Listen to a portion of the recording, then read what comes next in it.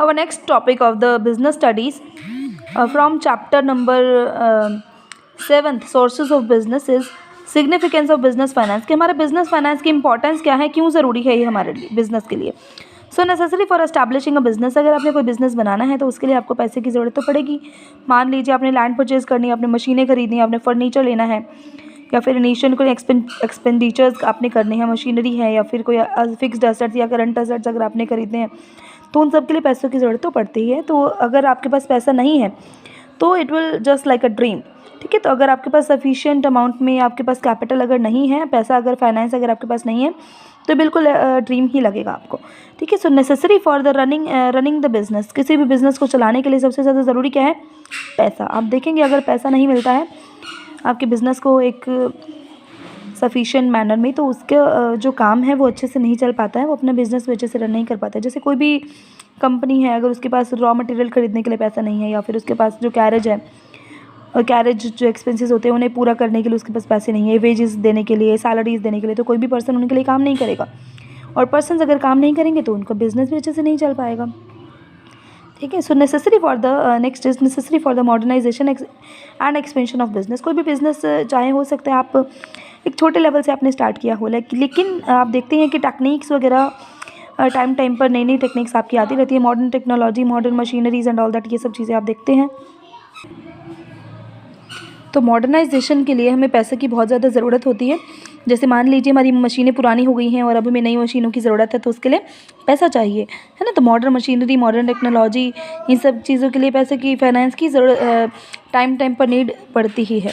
ठीक है, तो कंपटीशन में such a step is necessary to remain in competition. अगर हम कंपटीशन में रहना चाहते हैं, यानी कि अगर हम मार्केट में काम करना चाहते हैं, तो ये सब चीज़ें भी ज़ात में ज़रूरी है. क्योंकि क्या होगा कि अगर आप नई मशीनरी नहीं यूज़ करते हैं और दूसरी जो कंपनीज़ हैं वो अच्छी से टेक्नोलॉजी यूज़ करके अपना बिज़नेस अच्छे से चला रहे हैं और आपके पास टेक्नोलॉजी नहीं है, तो फिर आपका बिज़नेस कहाँ अच्छे से काम कर पाएगा. ठीक है, then the next point is the necessary for availing the business opportunities. तो जो अपॉर्चुनिटीज़ होती हैं प्रॉफिट अर्न करने के लिए, वो तभी आपके पास आती हैं जब आपके पास सफिशिएंट अमाउंट में फाइनेंस अवेलेबल होता है. जैसे कि for example to get concession on the purchase of goods in bulk. जैसे मान लीजिए अगर आप कम क्वांटिटीज़ में आप अगर गुड्स को परचेज़ करते हैं, रॉ मटेरियल को परचेज़ करते हैं, तो आपको महंगे पड़ते हैं. लेकिन एक पर्टिकुलर बल्क क्वांटिटी आपको बता दी जाती है कि अगर आपके पास इतने पैसे हैं, अगर आप इतने पीसेस लेना चाहें, तो आपको एक ये प्राइस जो है बहुत लो लेवल पर लगाया जा सकता है. तो बिज़नेस अपॉर्चुनिटीज़ जो हैं इनके लिए कई बार आपको रिस्क लेने पड़ते हैं. ठीक है, तो उसके लिए क्या है, आपको सबसे ज़्यादा पैसे की ज़रूरत है. तो अगर कहीं पर आपको डिस्काउंट वगैरह मिल रहा है, वो आपके लिए तभी अवेल हो पाएगा अगर आपके पास सफिशिएंट मैनर में फाइनेंस अवेलेबल है. After that necessary for facing recessions. देखो रिसेशंस जो हैं हर बिज़नेस में आते ही हैं. ठीक है, एक कोई ऐसा पीरियड ज़रूर आता है जब मंदी का टाइम आ जाता है मार्केट में. तो आप ऐसा नहीं कर सकते ना कि आज अब 1 साल पहले आपने बिज़नेस लगाया, अब मंदी आ गई तो आप बिज़नेस बंद कर देंगे. नहीं, ऐसा नहीं होना चाहिए. या फिर मान लीजिए क्या होता है, जैसे मैं आपको एक एग्जांपल देती हूँ कि मान लीजिए हमारी जो टेक्सटाइल की मशीन्स हैं, उसमें क्या है कि जो वर्क है वो पूरे 12 मंथ्स बहुत अच्छे से नहीं रहता है.